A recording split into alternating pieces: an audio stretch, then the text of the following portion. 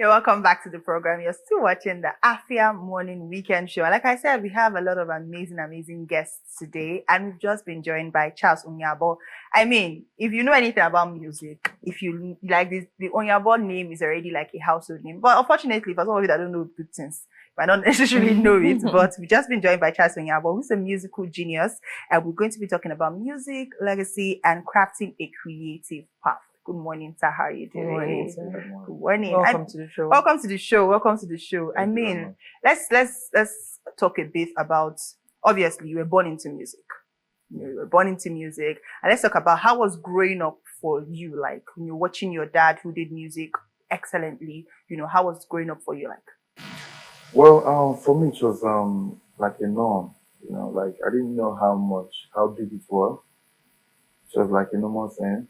You know, until when I left the country a few years ago, and that was when I knew how big my father was. And today I count myself very lucky No. to be part of this. To be William Onyabo's son.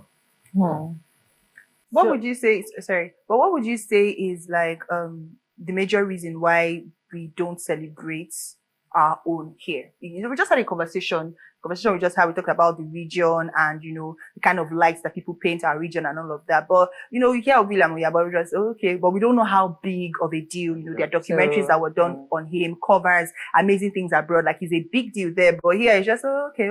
But what would you think is that reason? I'm actually trying to figure out why we don't really appreciate our own here, because when I go outside the country, I see him being appreciated. They have shows for William Onyaboh. Then when you come here, he's not being appreciated. So, it's something we really have to talk about. People need to understand that we need to appreciate our own. You see, Yoruba people, they appreciate Fela a lot. They celebrate him everywhere in the world, even in Nigeria. So, we need to create some kind of awareness to let our people know, okay, we need to celebrate our own, and so that the world will know more about our culture and our people. You understand? Because there was a day I was in, where was that? I was in Italy, and I mentioned my name, Charles Onyabo. I surprised them. The man was like, there's this funky man. He's very funky. I said, what's his name? He said, William Onyaboh. Okay, that's my dad. He said, no, like, no, I can't believe it. It's not true. So that's my father. So I had to show to pictures. show him Start pictures. showing evidence. He turned red. Wow. So I was also surprised, And then when he died in 2017, I heard people on BBC saying things like, we got married with William Onyaboh's song, we did this with William Onyaboh's song, So when you hear this from all these foreigners, these Westerners, you be like, what's going on? Why are my people... You don't hear anything here. So, yeah, that's it. Okay, so taking it a little bit back, you said growing up, it was just like a norm hearing your dad and the song and all that.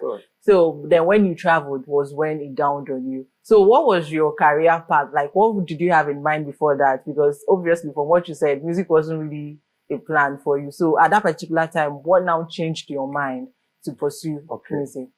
So when I went to Italy many years ago, my father was against it. So I wanted to, So when I traveled and I wanted to do music, but the level of racism was much. I couldn't.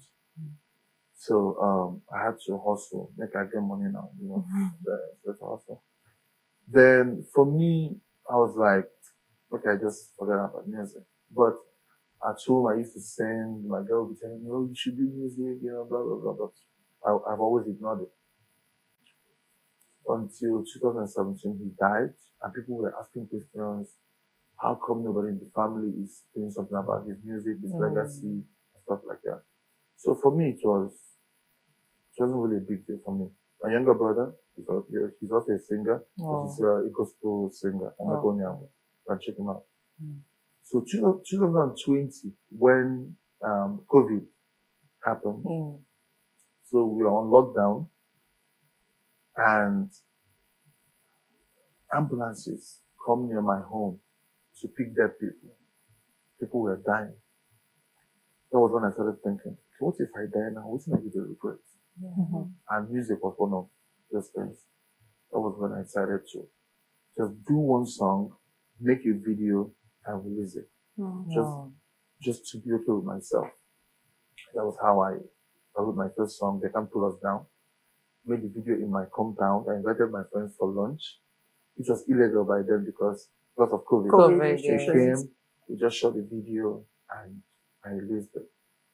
And surprisingly, some biggest supermarket in Italy, so they put it on a playlist. Wow. It was train stations, tram stations. It was, everywhere. So I was like, oh wow. And that was how the journey started. Like, because from one song, now I have like 32 songs. Wow. Yes. That's from So, 2020. and everything started unleashing. Like, now, even as I talk to you now, I begin music for my head. So I'm trying to, I now believe that this is a part of me I've been trying to suppress. So now I'm all out to do what I'm supposed to do. How are you connecting to the Nigerian audience? Because it feels like even from your dad, it feels like people are meant to be international. Your target audience is international, even if it's not intentional. But how are you trying to still connect it with your roots? I mean, you're back home right now, so how are you trying to still connect with your roots and connect the music with your people? Or are you comfortable with, Well, I just released a single titled Ifenkili. It's in Igbo. So it's a way of saying, okay, make I reach out to my own people. Yes. And people they really love the song, especially Igbos. So, but one problem I have about we Nigerians is that we support only popular artists. We don't like supporting upcoming artists. So I think it would be nice when more and more people support upcoming artists. Like, if they don't know you or don't identify you with any big artist, they don't care. Even if your music is sweet, they don't care. You understand? But the good thing is when Nigerians support you, it goes global. Yes. Very like, when they support you, it goes global. And I think the support is coming now gradually. And if you're watching me now, you want to support me. Very important. All right. On a final note, what are some of the projects that we should look forward to? Things you're working on. You have 32 songs. I mean, if you're just hearing about Charles Onyabo, you should rush straight. I even want to ask. Most people who have like a swaggy name, Big Charles, something like that. But you still like stick with your full government name. I mean, why? Yeah, because people call me Magnificent Man. Okay. Because of my lifestyle and stuff. So, but when I decided to move into music, I reached out to very close friends, and the very close friend called Shaka L was like, "Yeah, you answer that's your name, or say you're Papana William Onyabo. So that's your name, you need to answer them." I was like, this guy, I think he's right. Yeah. So I'm not gonna lie to you. My name, Charles Onyabo, because of the Onyabo, there has opened a lot of doors.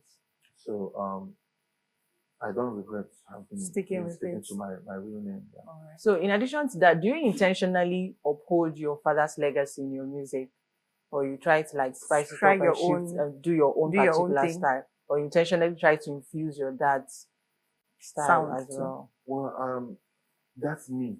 Okay. I'm intentionally doing it, but at the same time, that's me. That's because I grew up being around him. Yeah. So that, the funny thing is that when you join your father in whatever he's doing, you might think you're not learning anything, but you are. You are. So all these things were inside me, and I didn't even know until now, the way I think, my kind of music and everything. All right. Thank you very, very much for taking our time to join us this morning. Thank you so much. And of course, you know what to do. Go straight to all the streaming platforms and, enjoy yourself some good music, Charles Onyabo. And of course, you should also listen to William Onyabo if you've not heard of him before. Thank you so much once again for joining us. We'll go on a very quick break. When we return, we'll have a final artist that's going to sign us out on the weekend show. Please stay with us.